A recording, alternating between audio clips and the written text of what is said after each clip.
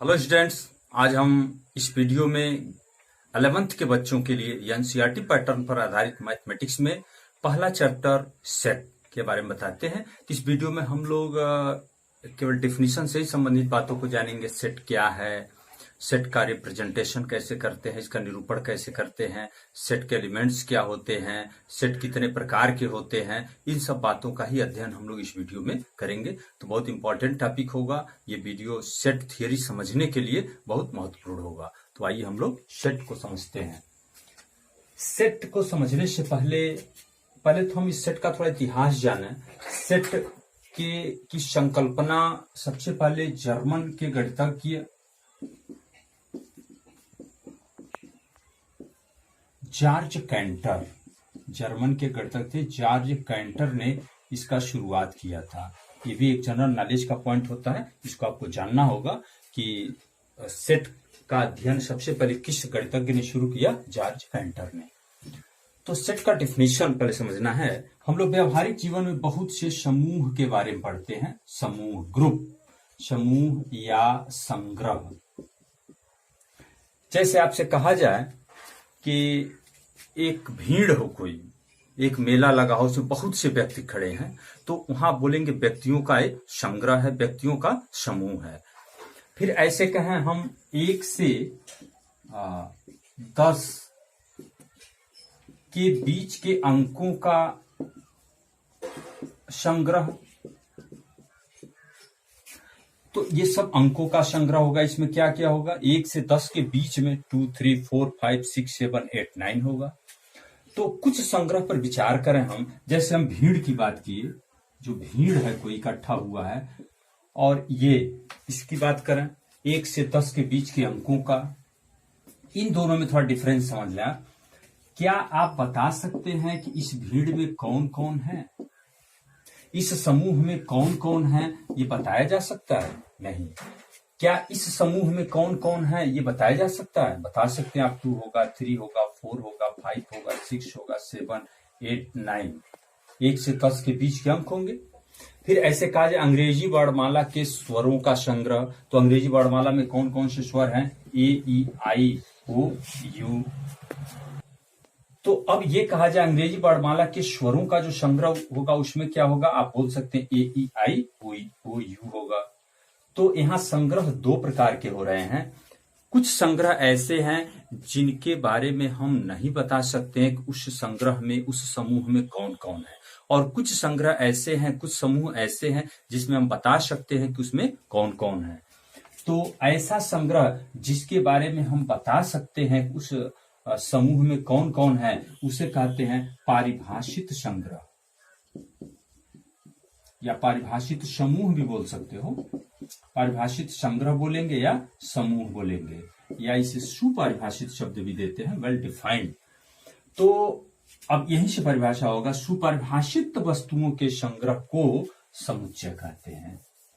सुपरिभाषित संग्रह को ही समुच्चय कहेंगे, सेट। तो ये सेट का डिफिनीशन है। तो अब सेट को कैसे हम निरूपित करेंगे? जो समुच्चय होगा, जैसे इसकी बात करें अंग्रेजी वर्णमाला के स्वरों का समुच्चय, तो इसको हम लोग मझले कोष्टक के अंदर ऐसे नोट करेंगे, और इसको अंग्रेजी वर्णमाला के अक्षरों ए या फिर बी या फिर सी से नोट करेंगे, या फिर इसको भी ऐसे हम नोट कर सकते हैं ए। और इस समुच्चय में ये जो वस्तुओं का संग्रह है, अंकों का संग्रह है, इनको हम क्या बोलेंगे? अवयव, अवयव, एलिमेंट। इसे हम बोलेंगे एलिमेंट।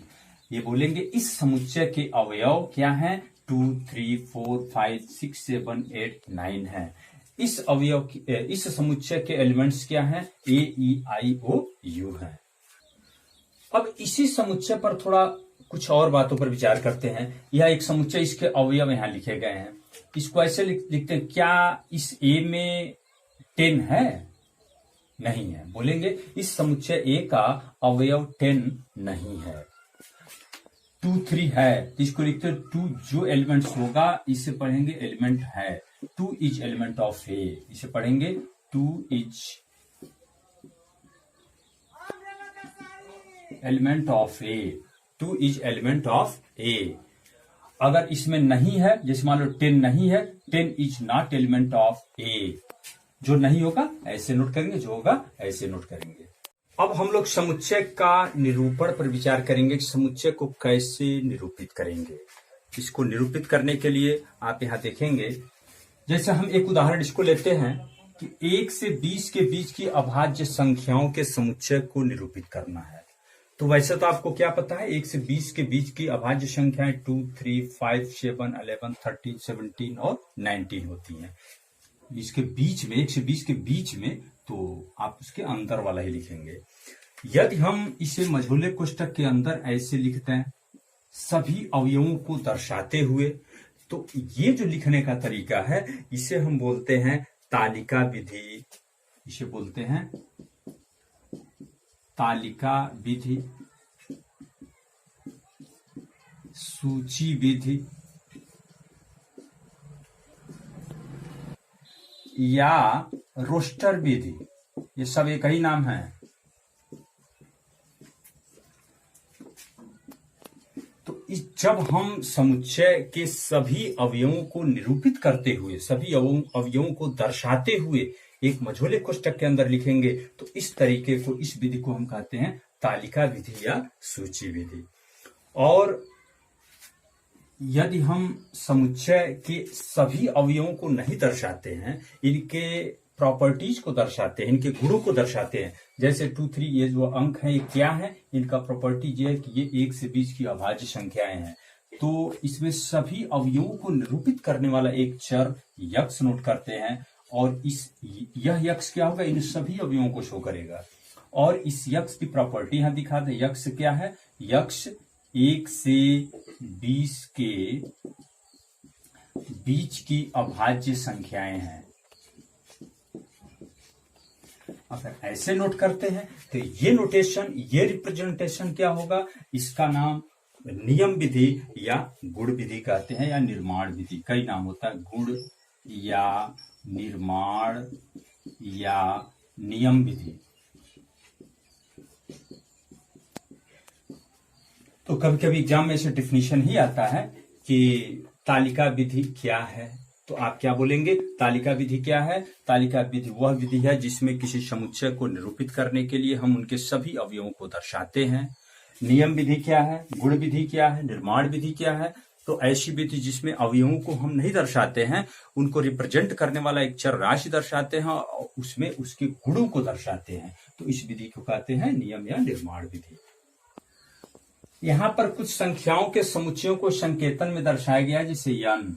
यन को हम लोग समझते हैं प्राकृतिक संख्याओं का समुच्चय, जैसे 1, 2, 3, 4, 5, ये जो पूरे 1 से लेकर अनंत तक की प्राकृतिक संख्याएं हैं, इस समुच्चय को हम पढ़ते हैं, नोट करते हैं यन से। ऐसे कहीं आई आता है, आई को इंटीजर, पूर्णांक, सभी पूर्णांकों के समुच्चय को हम लोग आई से, कुछ बुक में इसको जेड से भी दर्शाया गया है, तो आप अलग अलग संकेत समझ सकते हैं। पूर्णांकों का समुच्चय इसमें -इनफाइनाइट से infinite. W whole number, W for whole number, पूर्ण संख्याओं को डब्ल्यू से नोट करते हैं। रेशनल नंबर, परिमेय संख्याओं को आर से नोट करते हैं। तो कभी कभी इस सेट वाले चैप्टर में ये सब संकेतन भी आएंगे, जैसे कहेगा ए इज एलिमेंट ऑफ यन, जिसे आप पढ़ेंगे ए एक प्राकृतिक संख्या है। ये जो नेचुरल नंबर यन है, इसमें से कोई एक अंक ए है, चाहे यक्ष भी नोट हो सकता है ऐसे। तो इस समुच्चय के अवयवों को आप ये भी ध्यान देंगे, अंग्रेजी वर्णमाला के छोटे अक्षरों से लिखते हैं और पूरे सेट को बड़े अक्षरों से लिखते हैं। तो यहाँ पर कुछ संकेत है, ये जो है कि आपका वैसे रियल आर क्यू से नोट करेंगे हम लोग रेशनल नंबर को, और आर से नोट करेंगे रियल नंबर को। वास्तविक संख्याओं को आर से, और क्यू से क्या होगा, परिमेय संख्याओं को ऐसे नोट करेंगे। परिमेय संख्याओं को क्यू से और वास्तविक संख्याओं को आर से भी प्रकट करते हैं। अब इतनी ही बातों पर आधारित आपके एनसीईआरटी बुक में एक्सरसाइज 1.1 को आप सॉल्व भी कर सकते हैं। हम यहाँ थोड़ा सा 2 मिनट में बता देते हैं। ये ओरल है, मौखिक है, आप इसको लगा लेंगे। जैसे कह रहा है, निम्नलिखित में कौन से समुच्चय हैं, अपने उत्तर का औचित्य बताइए। अभी समुच्चय का डिफिनीशन हम क्या बताए, ऐसा कोई समूह जो परिभाषित हो, हम ये बता सकें कि उस समूह में क्या है, कौन कौन से अवयव हैं, तो उसे आप समुच्चय बोल सकते हैं। जैसे पहला, जे अक्षर से प्रारंभ होने वाले वर्ष के सभी महीनों का संग्रह। तो जे से कौन कौन महीने प्रारंभ होते हैं, जैसे जनवरी, फिर जून, फिर जुलाई। तो आप ये संग्रह बना सकते हैं, आप बता सकते हैं उसमें कौन होगा, तो ये समुच्चय है। भारत के 10 सबसे अधिक प्रतिभाशाली लेखकों का संग्रह। क्या आप बता सकते हैं कि पूरे भारत के 10 सबसे अधिक प्रतिभाशाली लेखक कौन हैं? नहीं बता सकते आप। किसी के नजर में कोई प्रतिभाशाली होगा, किसी के नजर में कोई, इसका कोई मतलब क्लियर ऐसे नहीं बनाया जा सकता है, तो ये अपरिभाषित है, ये समुच्चय नहीं है। विश्व के सर्वश्रेष्ठ 11 बल्लेबाजों का संग्रह, आपकी कक्षा के सभी बालकों का संग्रह, आप इसको सोच सकते हैं। 100 से कम सभी प्राकृतिक संख्याओं का, मतलब इसमें जिसमें आप यह बता सकें कि हाँ इसमें कौन कौन होगा, ये परिभाषा दे सकते हैं, तो समुच्चय होगा, अन्यथा नहीं होगा। तो इन सब चीजों को मौखिक दे सकते हैं।